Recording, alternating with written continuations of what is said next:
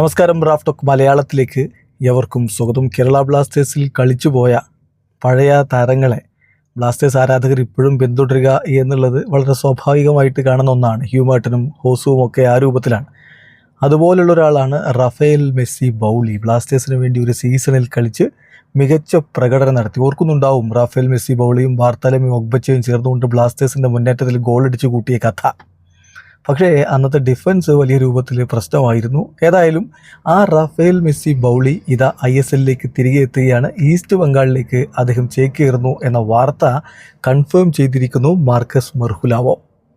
Marcus മെർഹുലാവോയുടെ tweet ഇങ്ങനെയാണ്: Rafael Messi Bouli to join East Bengal until the end of the season. ഈ സീസണിൻ്റെ അവസാനം വരെ അദ്ദേഹം ഈസ്റ്റ് ബംഗാളിലേക്ക് ജോയിൻ ചെയ്യുകയാണ്. Former Kerala Blasters forward expected to be in India ahead of the Kolkata club's next ISL fixture against Chennai FC. ഈസ്റ്റ് ബംഗാളിൻ്റെ ചെന്നൈയിൻ FCക്കെതിരെയുള്ള അടുത്ത മത്സരത്തിന് മുമ്പായിട്ട് റാഫേൽ മെസ്സി ബൗളി ഇന്ത്യയിലെത്തുമെന്നാണ് പ്രതീക്ഷിക്കുന്നത് എന്നുകൂടി ഇപ്പോൾ മാർക്കസ് മെർഹുലാവോ കൺഫേം ചെയ്യുന്നു. 32-കാരനായിട്ടുള്ള കാമറൂണിയൻ താരം റാഫേൽ മെസ്സി ബൗളി കാമറൂണിൻ്റെ ദേശീയ ടീമിന് വേണ്ടി 6 അന്താരാഷ്ട്ര മത്സരങ്ങൾ കളിച്ചിട്ടുള്ള ആളാണ്.